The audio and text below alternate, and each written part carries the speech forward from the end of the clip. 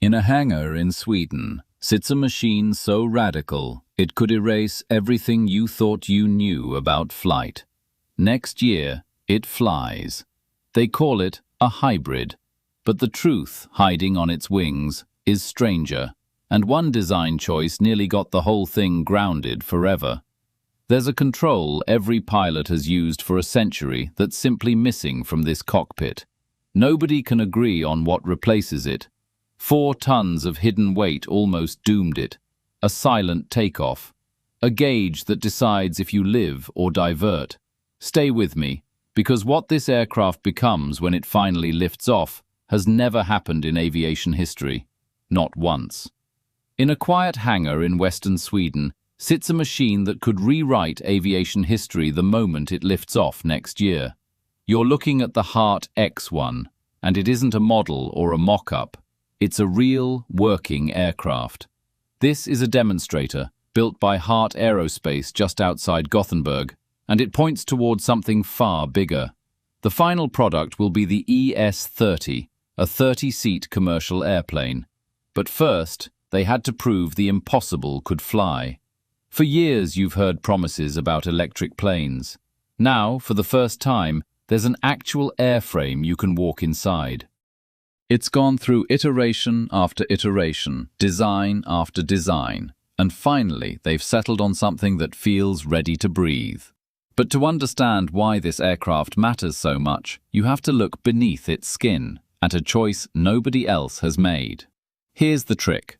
The 2 inboard engines are purely electric. The 2 outboard engines run on conventional aviation fuel. It's a hybrid, but not the kind you're picturing. The electric and fuel systems are fully parallel, fully independent of each other. That independence is the safety margin. If electricity ever runs short, jet fuel stands ready, quietly waiting in the wings. But the real question isn't what sits on the wing. It's how this airplane decides what to fly on, moment to moment. The plan is simple and bold. Fly 200 kilometers on pure electricity and stretch further only when the mission demands it. So the engineers designed 3 ways to operate, and each one changes how the aircraft feels when it leaves the ground.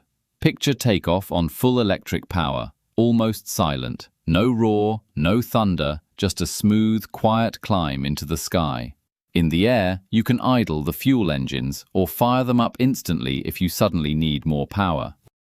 And on landing, the outboard fuel engines wait on standby, ready for a go-around, ready for that critical burst of extra thrust.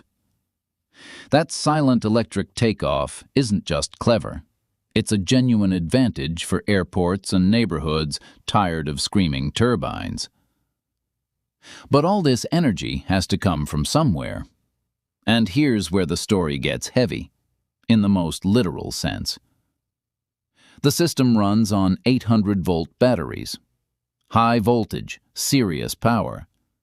And in the final version, more than 4 tons of them. 4 tons. Think about that. It's like carrying a small truck made entirely of stored electricity inside your aircraft. So where do you put all that weight? The answer wasn't obvious, and it forced the design to change again and again. Originally, the batteries sat above the landing gear, near the base. Great for balance, and terrible for certification. That layout made approval far too difficult. So they moved the batteries aft, tucked just in front of the cargo hold in the tail. To fit them, they're not ripping out seats. They're simply stretching the fuselage a little longer to make room. But even perfectly placed batteries are useless if the pilot can't understand what's happening inside. And that part had to be invented from scratch. Step into the cockpit and you'll see familiar hardware. Garmin avionics, a T-shaped layout, controls any pilot would recognize instantly. That familiarity is deliberate. The known parts stay known, so the crew can focus on what's genuinely new and unproven. Because here's the real novelty. How do you show a pilot the state of a high-voltage system and how much energy is left? They're building it like a fuel gauge for electricity. Green means you're fine. Yellow means it's time to act, fast. 50% charge and you can see exactly how much flying you have left. Simple to read, critical to trust. They're also adding synthetic vision, infrared cameras, and a projection right onto the glass above the pilot's head. Then there's steep approach and low visibility landing. And for this aircraft, those aren't luxuries. They're survival. Think about it. With a short electric range, you cannot afford to circle endlessly or divert in bad weather. You have to land. Low visibility could quietly wreck reliability. So being able to land almost anywhere, in almost any weather, becomes essential. But there's one control missing from this cockpit entirely, and its absence raises maybe the most fascinating question of the whole project. Where are the thrust levers? Today's aircraft use 4, but with electric propulsion, nobody's sure how many you actually need. 1 lever? 2, left and right? Or 4, like the planes we fly now? It's genuinely an open question. Imagine a single lever. You just ask for more power or less, and the brain of the aircraft decides how to deliver it. Fuel or electricity, the computer does the math based on your flight plan and where you're headed. You just fly. This is the freedom of a clean sheet design. You can question things that felt permanent for decades and start completely over. It's fly-by-wire with a side stick borrowed for now. Even that will change as the design matures toward the final aircraft. But all of this is engineering. The bigger question is why the world needs this plane at all. And the answer isn't in the hangar.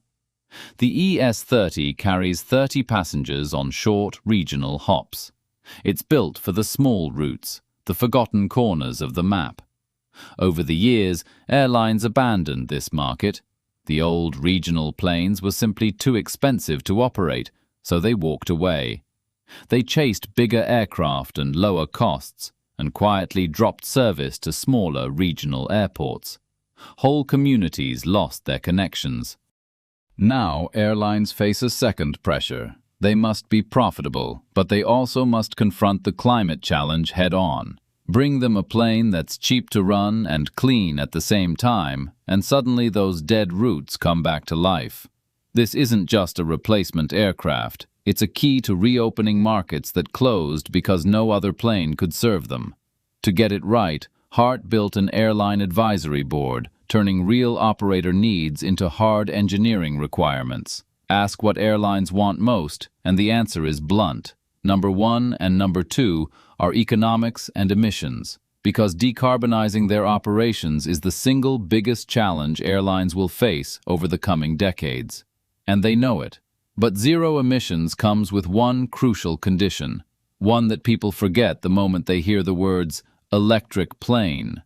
The aircraft is only truly clean if it charges on green electricity. Without it, the whole promise falls apart. So you need the entire ecosystem. Charging stations on the ground, green power from the grid, airports and governments all pulling together. They call them lighthouse regions, places where the airline, the airport, and the government align, and where the first ES-30s will actually fly. Over time, they believe it spreads worldwide, but it starts small, in the places brave enough to build the foundation first. And that raises a very practical problem. How do you recharge a flying battery weighing several tons in just 30 minutes? The answer is a megawatt charging system. Enormous power, capable of 3.75 megawatts, though they'll use around 2.5. That's enough to hit a 30-minute turnaround. Land, plug in, charge, and get back into the air before the coffee cools. Using it is almost shockingly simple. Flip 3 switches in the cockpit, grab the plug, connect it to the inlet, done. The pilot always stays in control. And a red emergency button, both outside and in the cockpit, shuts everything down safely. But fast charging isn't always the smart choice. And here's where plain common sense reshapes the whole design. There's also a CCS charger, the same kind used by cars across Europe. Slower, cheaper, perfect for overnight. Think about an airport with just 3 flights a day. Why burn money on ultra-fast charging when you have hours to spare? Plug into CCS, give it a few hours, and the aircraft is ready by morning. Fast charging only when you truly need it. Behind every one of these choices sits dozens of iterations and compromises. And that messy process is exactly what makes this project alive. The philosophy is honest. Build it, test it, change it. Learn something, then quietly redraw the plans and try again. Look at the wings. They're larger than you'd expect because a heavy aircraft needs more lift, even with 4 engines. Little decisions like that ripple through everything. Aerodynamics, economics, certification, all pulling against each other, all needing balance. And this is only the first demonstrator. A second one is coming, built on everything they learn from this machine. That next aircraft will look far closer to the final ES-30. First flight is planned for next year, and the countdown has begun. To witness an airplane at this stage is rare. You're seeing brand new technology being born right in front of you. But maybe the most human part of this project is the one that's easiest to miss behind all the engineering. With a clean sheet design, you can rethink things everyone else just tolerates, and that includes who gets to fly comfortably. They met with advocates for people with reduced mobility, and the truth is, flying with a disability today is often a nightmare. So instead of patching old problems, they invited that group to shape the design from the very beginning, not figuring it out later, not improvising a fix. Building comfort and dignity into the aircraft from its very first sketch. And there's one more fact that gives you chills. When this aircraft finally takes flight, it sets a record. It will become the largest electric vehicle ever to fly. Nothing this big has ever lifted off on electric power before. Think about that journey ahead, toward large aircraft flying on batteries, hydrogen, sustainable fuels, whatever carries us into a cleaner sky.